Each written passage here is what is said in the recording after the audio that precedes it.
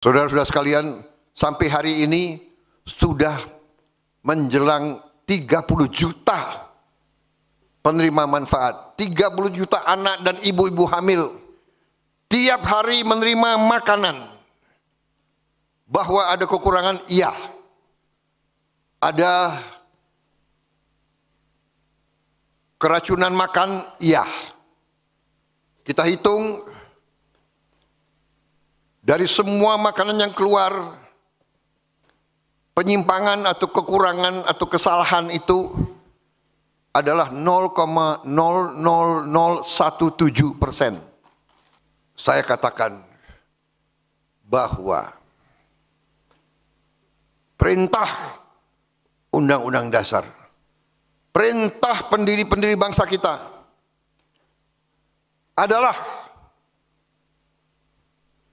bahwa bumi dan air dan semua kekayaan yang terkandung di dalamnya dikuasai oleh negara dan dipergunakan sebesar-besarnya untuk kemakmuran rakyat.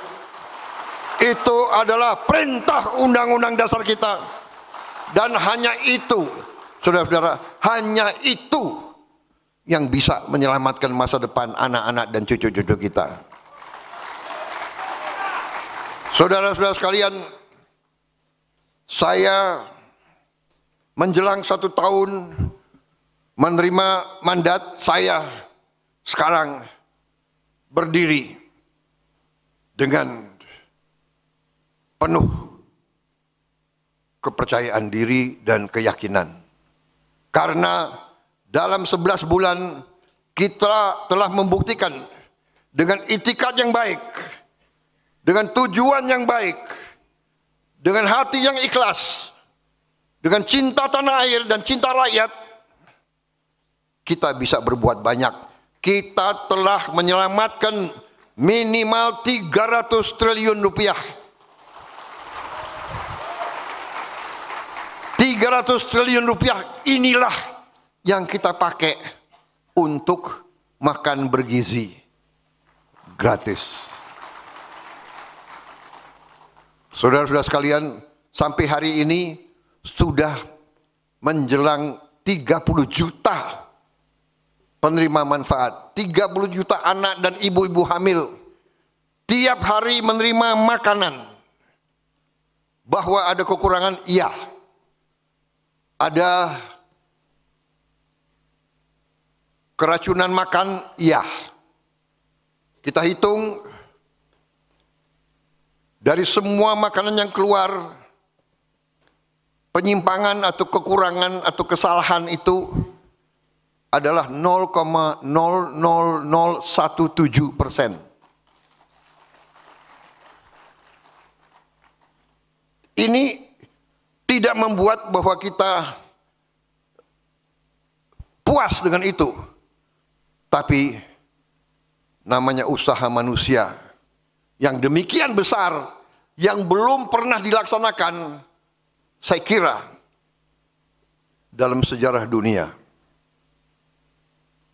Berhasil memerlukan 11 tahun untuk mencapai 40 juta penerimaan manfaat.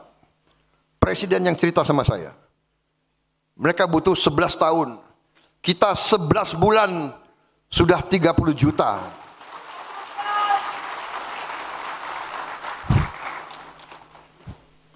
Ada kekurangan? Ada. Tapi manfaatnya sangat-sangat besar. Kita tidak bisa menduga. Kita mungkin PKS yang di daerah-daerah merasakan pasti. Tapi banyak elit Indonesia tidak bisa menduga bahwa anak-anak kita, rakyat kita makan nasi pakai garam.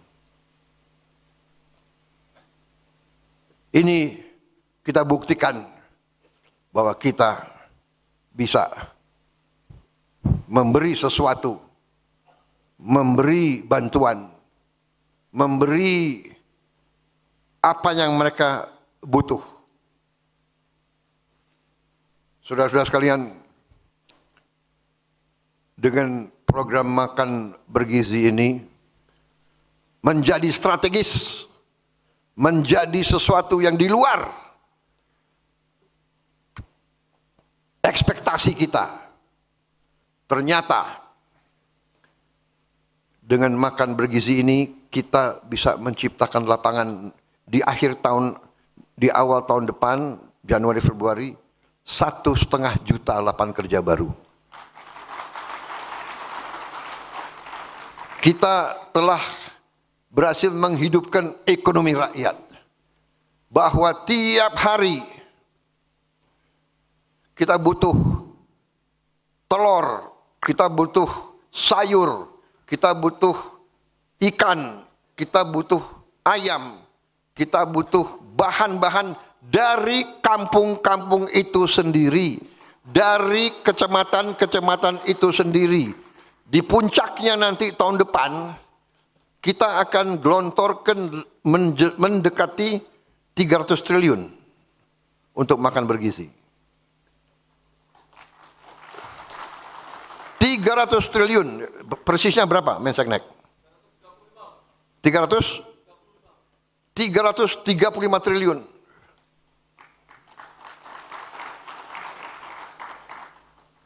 Yang adalah 20 miliar dolar. 20 miliar dolar kita kirim ke desa-desa. 335 triliun kita kirim ke desa-desa, saudara-saudara. Yang selama berapa puluh tahun uang dari daerah mengalir ke Jakarta. Dan di Jakarta sering mengalir ke luar negeri, menetap di luar negeri dan tidak tinggal di Indonesia. Kita balik sekarang, uang masuk ke desa-desa.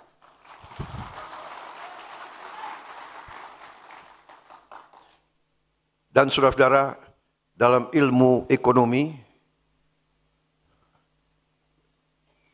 ada yang disebut the philosophy of money.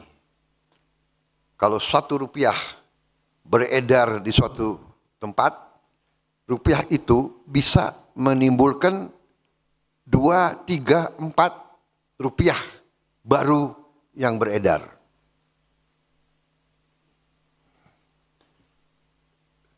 Jadi saudara-saudara, kita bisa bayangkan kegiatan ini yang saya sebut tadi 300 triliun itu bisa menciptakan kehidupan ekonomi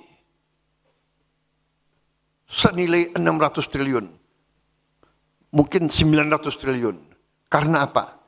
Karena tiap hari rakyat desa itu tahu bahwa dapur itu memerlukan sekian ratus kilo beras, sekian timun, sekian sayur, sekian ikan, sekian telur, sekian ayam. Jadi dia punya captive market, dia punya off take, dia punya sesuatu harapan yang pasti. Petani-petani kita dari dulu justru waktu panen dia risau. Waktu panen harga jatuh.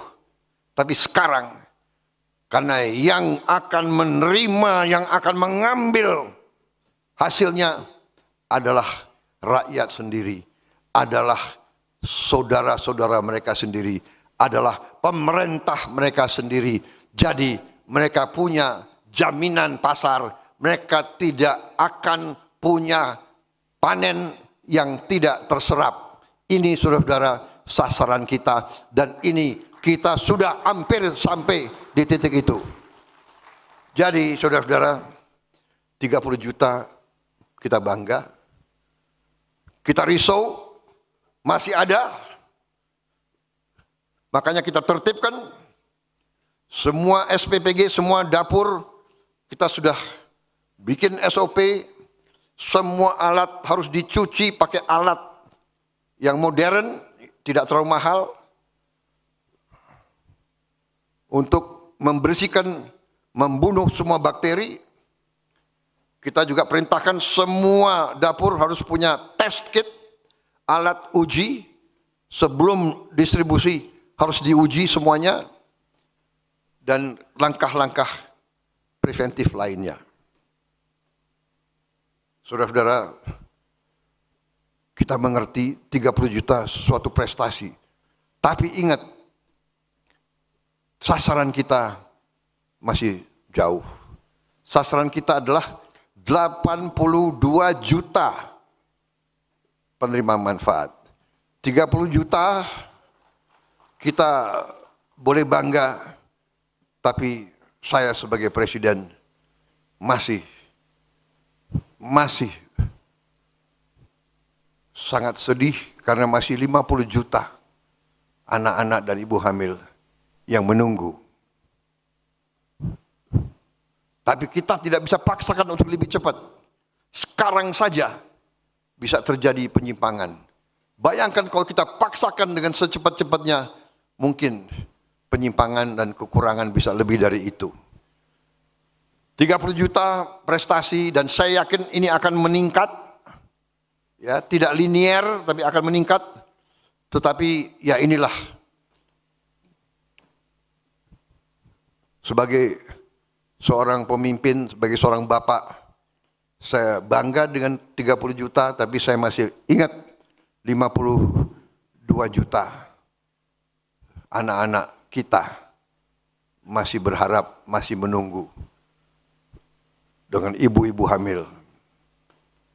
Tapi saudara-saudara, rawi-rawi rantas, malang-malang putung, kita tidak takut dengan kesulitan, kita tidak takut dengan tantangan, kita tidak boleh gentar dengan masalah. Kita selesaikan, kita hadapi, kita atasi, kita kerja keras untuk rakyat yang kita cintai, saudara-saudara.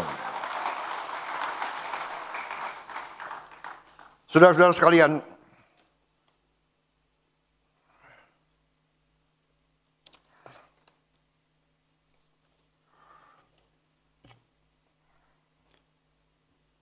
tadi saya singgung bahwa banyak kekurangan kita, banyak kesulitan kita, bahwa ada penyimpangan sistemik. Ya, sistem ini harus kita perbaiki, dan insya Allah dengan dukungan saudara-saudara kita akan memperbaiki sistem ini.